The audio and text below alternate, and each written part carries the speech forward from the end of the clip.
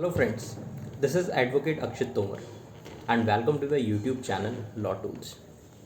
जैसा कि मैंने इससे पहले आपको बताया कि अगर पुलिस आपकी एफआईआर लॉन्च ना करे तो आपके पास क्या रेमेडी है।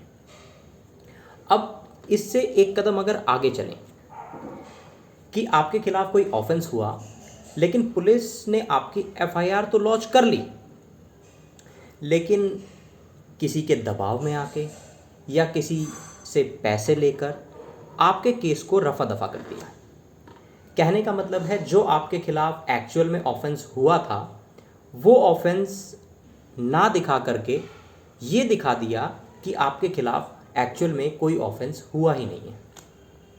तो अब इस केस में आपके पास क्या रेमेडी है कि आप जो ऑफेंस आपके अगेंस्ट में हुआ है उस पर्टिकुलर ऑफेंस में अपने केस को प्रोसीड करा सकें। तो आज उसी चीज़ की हम बात करेंगे। तो उसके लिए हम एक टर्म यूज़ करते हैं, प्रोटेस्ट पिटीशन।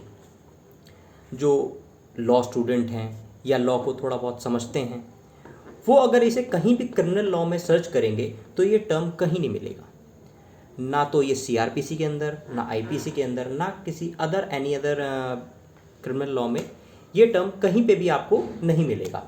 प्रोटेस्ट पिटीशन ये एक जुडिशियल इवोल्यूशन है। ये कब रोल में आता है? अब मेन चीज़ ये है कि ये रोल में आता कब है। सबसे पहले अगर आपके खिलाफ कोई ऑफेंस हुआ है, उस ऑफेंस के बाद आपने पुलिस स्टेशन में एफआईआर लॉन्च करा दी। पुलिस स्टेशन में एफआईआर लॉन्च होने के बाद पुलिस उस केस में इन्वेस्टिगेशन करती है। उस इन्वेस्टिगेशन को कंप्लीट होने के बाद पुलिस के पास दो ऑप्शन होते हैं। या तो उस इन्वेस्टिगेशन में जो जो पुलिस की फाइंडिंग्स हैं उनको बेस बनाते हुए, सेक्शंस इंपोज करते हुए, सेक्शन 173 ऑफ सीआरपीसी के अकॉर्डिंग पुलिस कोर्ट में चार्जशीट फाइल करेगी। और दूसरा ऑप्शन, अगर उस इन्वेस्टिगेशन में कोई भी ऑफेंस नहीं बनता या कोई बनता है तो जो आपने बताया था कि मेरे खिलाफ ये ऑफेंस हुआ है वो नहीं बनता, कोई एक दो माइनर सेक्शंस बनते हैं, उस केस में police under section 169 of CrPC court में फाइनल रिपोर्ट या जिसे हम क्लोजर रिपोर्ट भी कहते हैं वो फाइल करती है।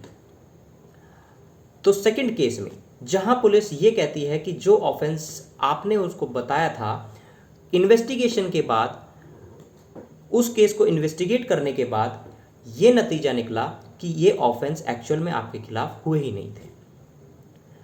अब इसके बाद कोर्ट आपको नोटिस करती है और कोर्ट आपको एक चांस देती है कि क्या आपको ये फाइनल रिपोर्ट या क्लोजर रिपोर्ट एक्सेप्ट है या आप इस फाइनल रिपोर्ट के अगेंस्ट कुछ कहना चाहेंगे या कुछ प्रोटेस्ट करना चाहेंगे। That is the moment when you can file the protest petition against that final report of police, against that closure report filed by the police.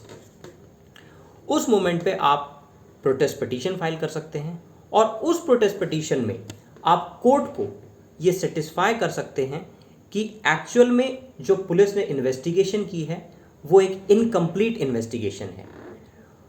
There are many material facts which skipped by the police. बहुत सारे ऐसे material facts हैं इस investigation के अंदर जिन पे या तो पुलिस ने ध्यान नहीं दिया या ध्यान देना नहीं चाहा, जो भी रीज़न रहा हो, जिसकी वजह से जो एक रियल इन्वेस्टिगेशन में फैक्ट्स निकल के आते, जिस वजह से जो ऑफेंस आपके अगेंस्ट हुआ था वो एक्चुअल ऑफेंस सामने आ सकता था, वो नहीं आया। और अगर कोर्ट आपके इस स्टेटमेंट से या आपके इस बयान से सेटिस्फाई हो जाता है तो कोर्ट पुलिस ऑफिसर को ये डायरेक्ट करेगी कि इसमें फर्दर इन्वेस्टिगेशन की जाए और इसमें एक अमेंडेड चार्जशीट या अमेंडेड चालान कोर्ट के अंदर फाइल किया जाए। That is the only motive of protest petition. Thank you.